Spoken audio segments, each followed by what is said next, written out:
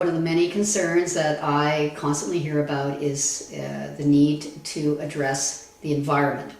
And that means practical measures. We have a government that has unwound the Fisheries Act, unwound the Navigable Waters Act, says that we don't need national standards, just leave it up to the provinces, which is of course entirely wrong. If you want an economy, which Mr. Harper has said that he wants, a vibrant economy, you actually have to ensure that investment and jobs goes to the most efficient places. It doesn't go to the one that has the lowest environmental standards or skewed by this or that provincial or lack of provincial regulation. There is a strong role to the federal government in establishing environmental standards. So I am confident that the next government, Liberal government, will be putting this up front and center.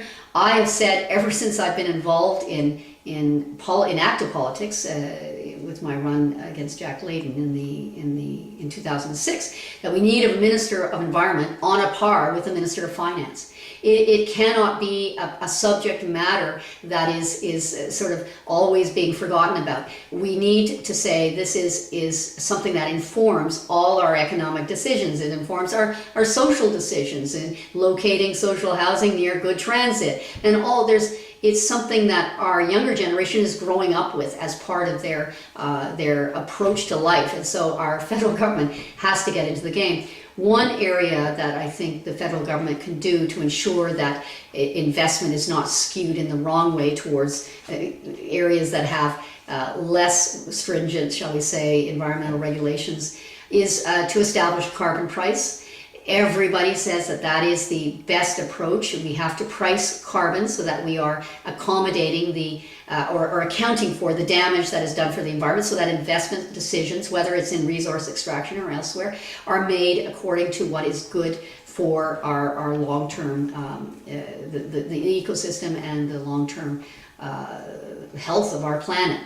So I believe that is something that's eminently doable, not dictated by the federal government, by bringing the provincial governments together.